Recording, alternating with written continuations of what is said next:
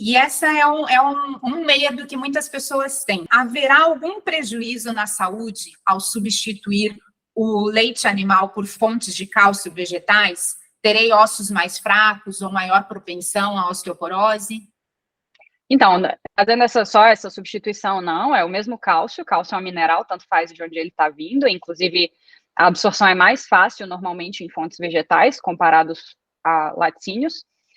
O que acontece é que de vez em quando saem umas notícias falando sobre isso, né, que veganos têm uma saúde óssea pior quando comparados a onívoros.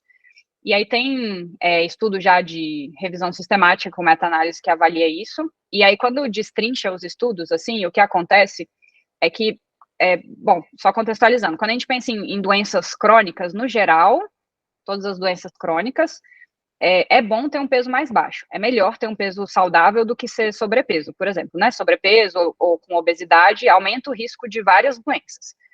A exceção é a osteoporose. Então, pessoas com maior peso têm menos risco de ter os ossos mais fracos do que pessoas com menos peso.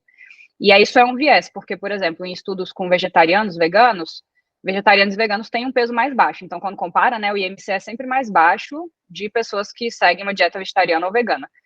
E aí, a saúde óssea, ela pode ser pior por causa disso, porque tem peso mais baixo.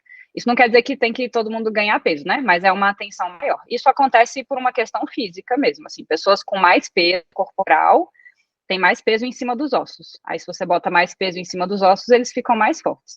E aí, tanto é que tem estudo que compara veganos que fazem exercício, treino resistido, musculação, e veganos que não fazem. Nos veganos que fazem musculação, não tem diferença em termos de questão de saúde óssea, né? Então, isso compensa esse potencial efeito ruim que teria. E aí, mesmo esses estudos que mostram que tem diferença entre os grupos, essa diferença não é explicada por diferença de cálcio na alimentação. Então, não parece ser o cálcio. Aí, uma das hipóteses, principalmente porque são estudos a nível populacional, né? Então, não são pessoas acompanhadas, que têm o ajuste dietético no consultório, tudo bonitinho, né? Uma das hipóteses que um dos fatores que pode contribuir para essa potencial piora da saúde óssea é a deficiência de B12, porque a deficiência de B12, sim, é um risco, a gente tem que tomar muito cuidado, então a gente se preocupa em suplementar B12, mas tem um monte de gente que adota uma dieta vegetariana por questões éticas e ambientais e tal, mas que não tem essa preocupação, né, e aí acaba ficando com deficiência. E aí a deficiência de B12 aumenta um componente que chama homocisteína, e a homocisteína piora a saúde óssea. Então, esse é um fator que tem que levar em consideração, né? Então, a gente se preocupa com isso.